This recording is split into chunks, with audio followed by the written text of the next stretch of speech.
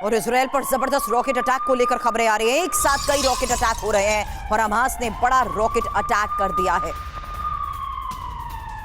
और ये तस्वीर अब आपके सामने, जहां देखिए किस तरीके से बड़े रॉकेट अटैक्स को अंजाम दिया जा रहा है। लगातार अब टारगेट वार किए जा रहे हैं, एक साथ कई रॉकेट अटैक हो रहे हैं। और इस बीच देखिए बहुत महत्वपूर्ण तस्वीरें, तेल अवीव एयरपोर्ट पर भी दहशत का आलम साफ तौर पर देखा जा रहा है। फिलिस्तीनी रॉकेट अटैक से यहां पर भी दहशत पसरी हुई है। एयरपोर्ट पर जान बचाते दिखे हैं लोग। ये तेल अवीव एयरपोर्ट की हम आपको तस्वीरें दिखा रहे हैं, जहां पर धमाकों की आवाज से लोग दहशत में नजर आ रहे हैं। इस बीच इजरायली खुफिया एजेंसी पर भी बड़े सवाल, क्योंकि मोसाद के पूर्व चीफ का यह हैरान करने वाला बयान सामने आया है। इसके तहत यह खबर बढ़ी है कि कैसे अब इजरायल पर ही सवाल उठाए जा रहे हैं, क्योंकि इजरायल को हमले का अंदाजा ही नहीं लगा। हमास के इतने बड़े हमले की जानकारी ही नहीं थी इजरायल को।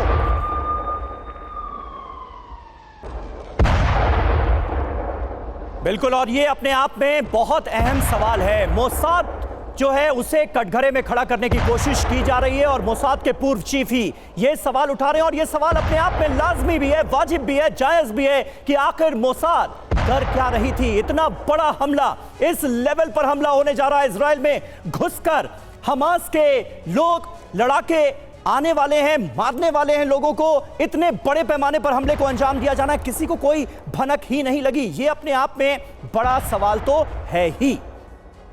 और इस बीच कुछ और अहम जानकारियां सामने आ रही हैं। इजरायली कमांडर की हमले में मौत हो गई है। ये एक और अपडेट सामने आ रही है।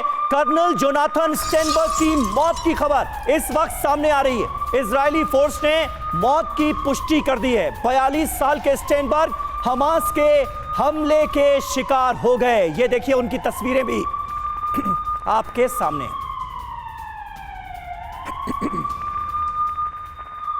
इजरायल का गाजा पर एक और बड़ा हमला, जहां गाजा में हाई राइज बिल्डिंग पर हमला किया गया है। बिल्डिंग से आग की लपटें उठती हुई नजर आ रही हैं और ये देखिए वो तस्वीर जहां जोरदार धमाके के बाद पूरी बिल्डिंग ध्वस्त कर दी गई है।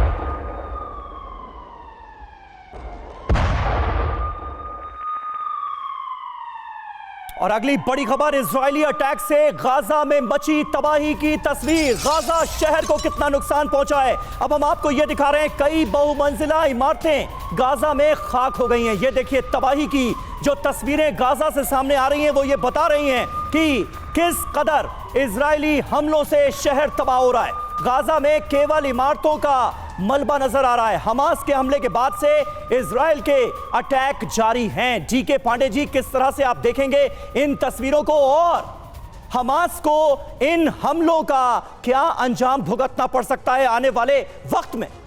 देखिए, हमास ने ऑलरेडी भुगतना शुरू कर दिया है। प्रत्युत्तर में जो एयर स्ट्राइक्स गई हैं, पहले 21 जगहों पर जो हमले किए गए वो टारगेट थे जहां पर कि उनकी हायर लीडरशिप रहती थी, और साथ में उनके जो स्टोरेज थे, जो कमांड एंड कंट्रोल सेंटर्स थे, उन पर जो है सफलतापूर्वक हमले किए गए। साथ में ये भी बता दें कि जब इन हमलों में जो नुकसान हुआ है, उनके जो प्रिपरेशन है उसमें दिक्कत हो रही है। उनको आगे हमले कैसे जारी किया जाए, उसको कैसे, उसमें दिक्कत हो रही है। इसलिए लेबनान को बीच में आना पड़ा है। अब देखना यह होगा कि किस प्रकार से ये रूप लेता है। और अमेरिका ने जो वादा किया है कि जो भी जरूरत होगी इसराइल को दिया जाएगा, स्पेशली आयरन डोम में जो मिसाइल्स यूज हो रही हैं उसकी कमी जरूर हो सकती है उनको। बिल्कुल बिल्कुल। और अमिताभ जी देखिए, 1948 में, उसके बाद 67 में, फिर 1973 में अरब मुल्कों के साथ जंग लड़ चुका है इजराइल। एक बार फिर ये प्रॉपर जंग है, ये आप भी मानकर चल रहे हैं क्या? और आने वाले वक्त में ये कितनी बढ़ती हम देखेंगे? देखिए, ये वॉर एक्सपैंड करेगा। मैं इसलिए बोल रहा हूं कि लेबनान की बात आपने की, हम इसकी बात हमेशा से करते आए हैं। बिल्कुल कि हिजबुल्लाह इस पर अटैक करेगा। और जिस तरह से वेस्ट एशिया की पॉलिटिक्स डेवलप कर रही है, एक पावर वैक्यूम डेवलप कर रहा है, उसमें हमास का ये स्ट्राइक पूरे रीजन की पॉलिटिक्स को फिर एक बार 1970 के दशक वाले पॉलिटिक्स में ले जाएगा। इसमें होगा क्या, सऊदी अरेबिया जो इस समय, हालांकि सऊदी अरेबिया के जो किंग हैं वो इसके ओपोज कर रहे थे, लेकिन मोहम्मद बिन सलमान जो एयर एपरेंट हैं, उनका सपोर्ट था इसमें।